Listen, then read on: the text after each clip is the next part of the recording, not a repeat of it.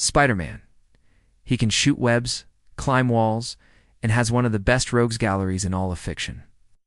But what if I told you he could also be the key to saving the world from a catastrophic climate disaster? Well, buckle up, because that's exactly what is happening in the new Spider-Man, Across the Spider-Verse animated movie. This film is part of a multimedia event that began last year with the release of Spider-Man Freshman Year, a mini-series set in the Spider-Man canon, but animated in the style of 90s cartoons. It follows Peter Parker as he gets bit by a radioactive spider and gains superpowers, just as his universe's version of Tony Stark begins to build a massive army of evil robots. The series establishes that this Peter Parker is a bit different from other versions we've seen before.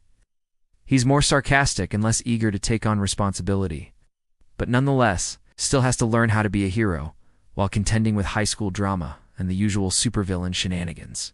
But the main takeaway from Freshman Year is that there are multiple universes, each with their own Spider-Man. And at the end of the series, those Spider-Men come together to defeat an army of evil robot spiders created by a being known only as the Other.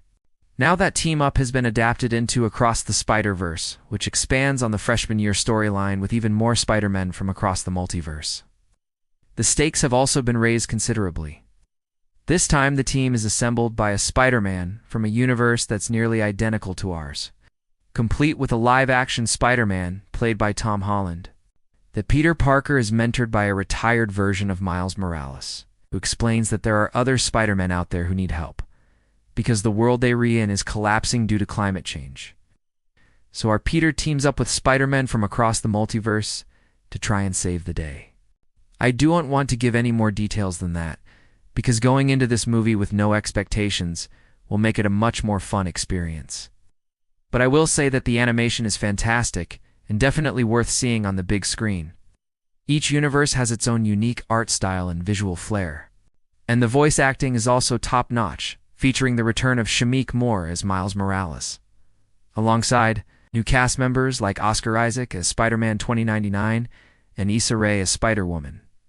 Across the Spider-Verse is rated PG for some violence, suggestive content, and language, which is actually pretty surprising given that most Spider-Man stories are usually rated PG. So be warned, there are some intense action scenes that might be too scary for younger viewers.